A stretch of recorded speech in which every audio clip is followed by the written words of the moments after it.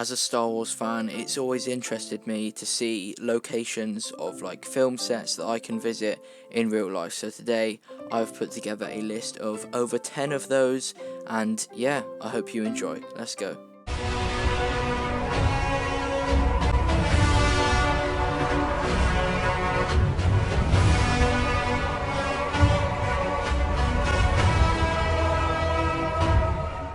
So let's get straight into this. The first location is Crait from The Last Jedi, and you can find this in Salar de Uyuni. I don't know how I've pronounced that well or bad, in Bolivia basically. Not the most interesting one, as they only use the location for like the floor and the background. It's not like another one that I'm going to talk about where there's literally buildings that were filmed that have been left there, but yeah, still pretty cool. You can definitely see the resemblance. The textures and like the background must not have been edited too much, because the floor definitely looks quite similar to the actual Battle of Crait that happened in The Last Jedi, which in my opinion was actually pretty good. It just shows how desperate the Resistance actually was, that they had to use those terrible speeders. I also thought it was pretty cool how like the planet had like red salt underneath the surface, so yeah, a pretty decent one to start off with. Location number 2 is Yavin 4 from A New Hope in the originals. Now, you can find this in Tikal, Guatemala, and it's mainly like the landing scenes of like the Millennium Falcon and the takeoff of the X-Wings and everything like that. Like, that is the forest that is used in these scenes. Whenever there's like a forest or woods that are used in a Star Wars film, it's like weird to think that that is literally just a normal forest that's actually on our planet. We could literally go to that forest where this was filmed and all these things happen. I think it's really cool, to be honest, and there will be another one of these forests covered in this video. But yeah, not the most impactful scene, not the longest scene, but pretty cool to see that this is where all the ships took off and landed from. Now, location number 3, we're getting to the good ones now. Hoth from The Empire Strikes Back, my favourite Star Wars movie, and you can find Hoth in Finse, Norway. Again, I'm sorry if I pronounce these terribly, but I'm doing my best. Now, it's looking like you're going to have to wrap up if you want to visit Hoth, but it's pretty cool.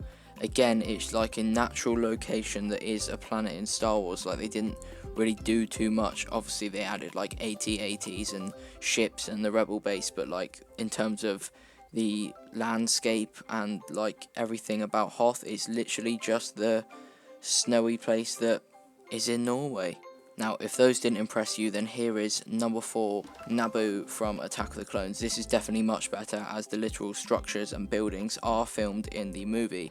Now, the location of Naboo is basically all around Italy, but a specific one here is Lake Como. Now, it is from this scene here. They are looking out on Lake Como, and I definitely would want to visit this place because it is like an actual structure, or the buildings are actually in the movie, and I think it's definitely much better to see. Now, number 5 is Ahch-To from the sequel trilogy. It features in all 3 of them.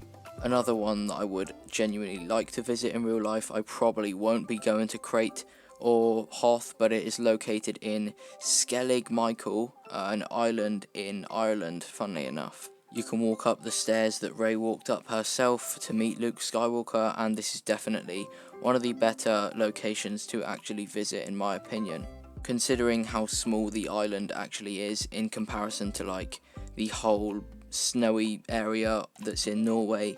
Basically all of the island is featured in one of the movies, so I think that's really, really cool. Now, on to the next one. It is the 7th location, and it is Endor from Return of the Jedi. Now, this is actually located in America, and specifically Redwood National Park.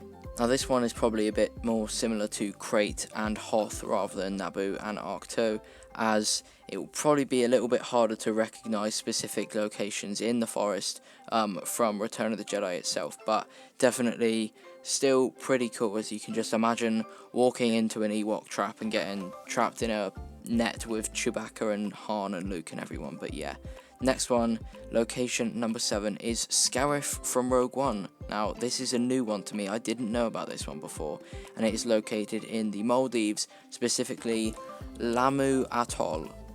And I think this would genuinely be one of the better ones to actually visit, as for one, you're going to the Maldives, and 2, you are visiting Scarif, which is probably the highlight of the Rogue One movie, to be honest. The ending of it, the Battle of Scarif, was incredible, and yeah, pretty recognizable, at least a little bit, definitely more than like the forest. But yeah, this is definitely a good one, and I would want to go here very, very much. Now, on to number 8. It is Canto from The Last Jedi.